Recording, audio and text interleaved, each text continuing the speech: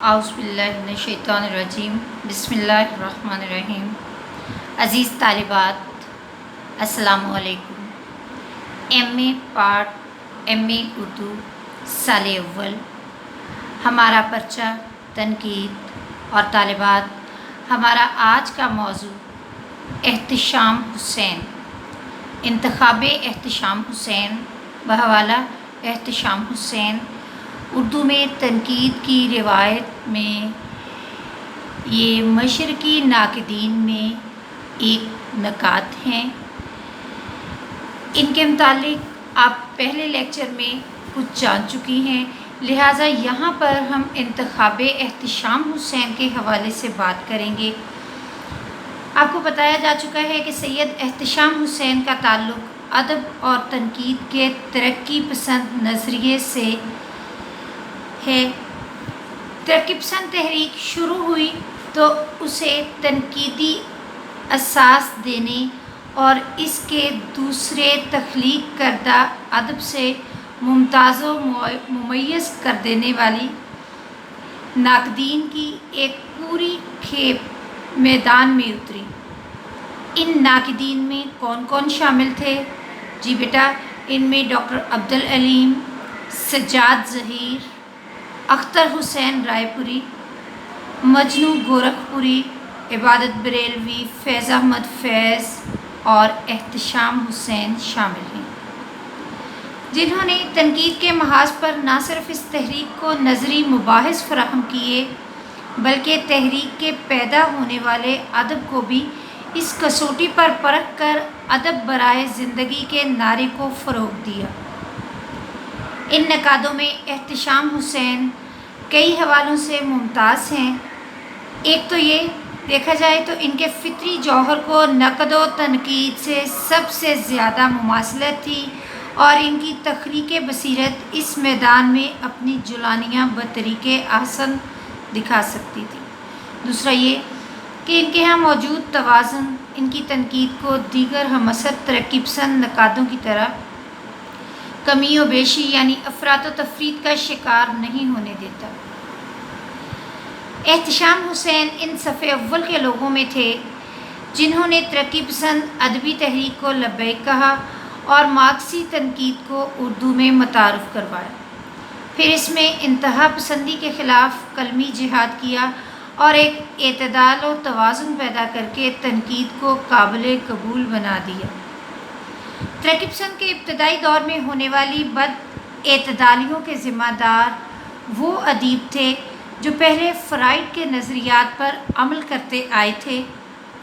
احتشام حسین کی نگاہ ماضی کے ساتھ ساتھ مستقبل پر بھی تھی اور ان دونوں کے سلسلے میں وہ ایک باریک بین روش کے قائل تھے۔ نیز انہوں نے مارکس کے پورے نظریات کو تسلیم کرنے سے بھی انکار کر دیا۔ وہ جدلیاتی مادیت کے قائل تھے۔ جدلیات کیا ہے؟ فلسفہ کی ایک شاخ ہے جس میں مابعد طبعی تضادات اور ان کے حل اور معاشرتی قوتوں کے تصادم اور اس سے پیدا شدہ نتائج پر بحث کی جاتی ہے۔ اور جدلیاتی مادیت کیا ہے؟ کارل مارکس کا وہ نظریہ ہے یہ جس کے مطابق سیاسی واقعات معاشرتی قوتوں یعنی طبقاتی کشمکش کا نتیجہ ہوتے ہیں جو انسانوں کی مادی ضروریات سے پیدا ہوتی ہیں۔ جی، تو انہوں نے مارکس کے پورے نظریات کو میں نے آپ کو بتایا کہ تسلیم کرنے سے انکار کر دیا۔ وہ جدلیاتی مادیت کے قائل تھے مگر عقیدہ اس سے مستثنیٰ تھا۔ رومانیت کو جس رومانی نظریہ کی طرح جمالیات کو جمالیاتی نقطۂ نظر سے اور جنسیات کے لیے فرائڈ کی قیادت کو ماننے سے بھی انکار کر دیا۔ ان کے ہاں یہ سب چیزیں حد اعتدال پر تھیں۔ وہ مارکس کے ادبی نظریات پر بات کرتے تھے لیکن سیاسیات سے ان کا کوئی تعلق کبھی نہیں رہا۔ وہ ادب کی سماجی اہمیت کے قائل تھے۔ وہ تنقیدی جائزے میں لکھتے ہیں ادب کی جمالیاتی اہمیت کے ساتھ ساتھ اس کی سماجی اہمیت کو دیکھنا ضروری ہے، کیونکہ ادب زندگی پر اثر انداز ہوتا ہے۔ یہ ان کی کوٹیشن ہے اور بہت اہم کوٹیشن ہے۔ احتشام حسین کی تنقید کے بارے میں ڈاکٹر الیاس صدیقی آج کا اردو ادب میں لکھتے ہیں، بنیادی طور پر ان کی تنقید میں بھی وہ تمام عناصر ملتے ہیں جو مارکسی تنقید کے عام میلانات اور رجحانات ہیں، لیکن انہوں نے نہایت تفصیل کے ساتھ ان مباحث پر لکھا ہے اور نسبتاً توازن قائم رکھنے کی کوشش کی ہے۔ اس لیے بعض دوسرے ترقی پسند نقادوں کے مقابلے میں ان کی تنقید میں نسبتاً زیادہ توازن اور گہرائی ملتی ہے۔ احتشام حسین کی تنقید میں سادگی، وضاحت، قطعیت اور جچا تلا انداز بیان نظر آتا ہے۔ احتشام حسین سے پہلے تنقید، تشریح، توضیح، موازنہ، فنکاری سب کا مطالعہ تھی، لیکن فلسفیانہ عمل نہ تھی۔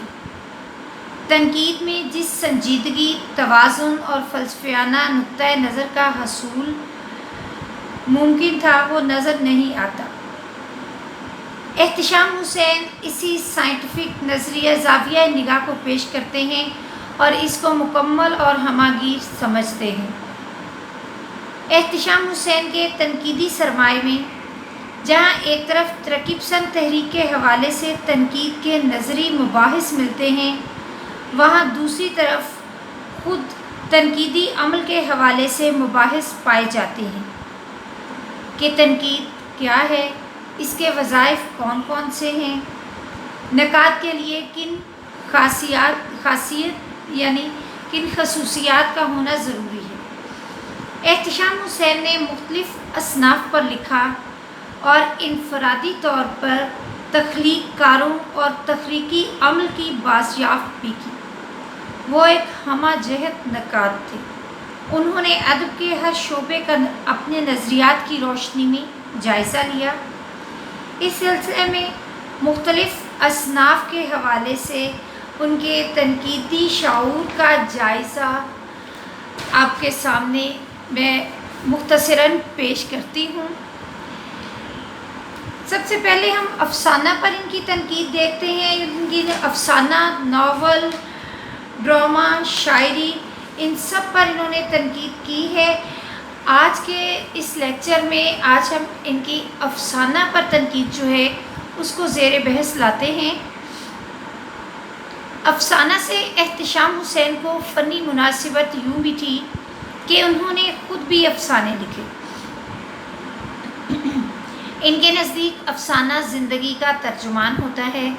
اس کا پہلا مقصد یہ ہوتا ہے کہ وہ زندگی کی عکاسی کرے۔ اردو افسانہ کے موضوعات پر بحث کرتے ہوئے احتشام حسین اس میں واقعیت اور تخیل دونوں کی کارفرمائی دیکھتے ہوئے لکھتے ہیں۔ اس میں عام تمام طرح کے موضوعات آ گئے۔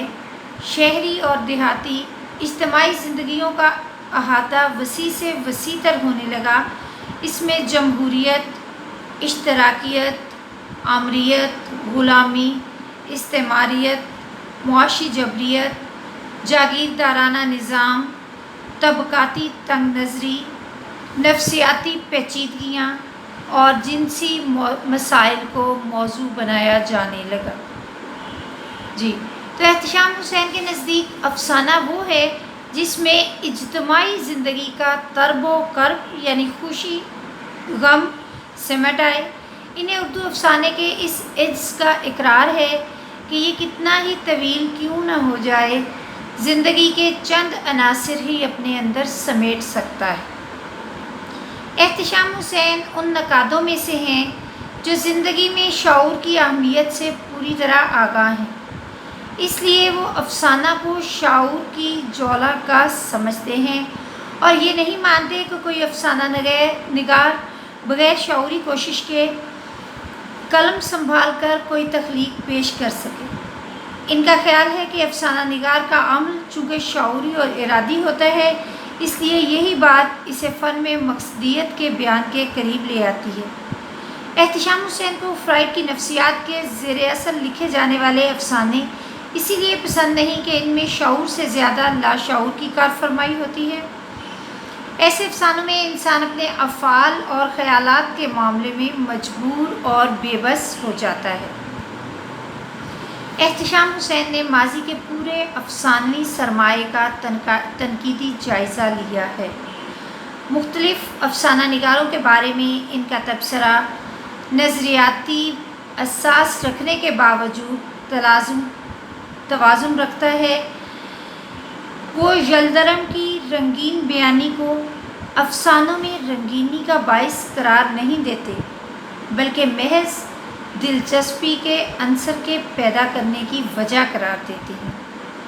اس کے ساتھ ساتھ وہ یلدرم کے افسانوں کو تخیل کی رنگ آمیزی کا حامل قرار دیتے ہیں۔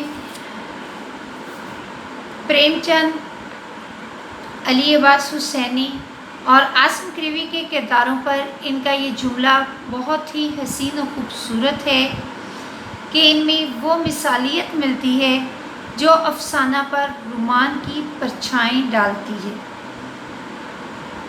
کہیں یہ پرچھائیں گہری ہوتی ہیں اور کہیں ہلکی۔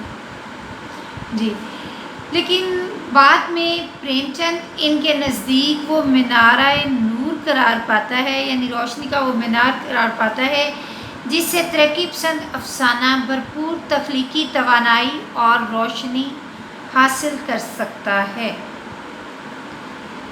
انہوں نے لکھا کہ اردو اور ہندی میں پریم چند پہلے ادیب ہیں جنہوں نے شعوری طور پر ادب میں انسان کے مسائل سمجھتے ہوئے انسان دوستی کی جانب قدم اٹھایا، اور اردو میں سماجی حقیقت پسندی کا نقطۂ آغاز پریم چند ہیں۔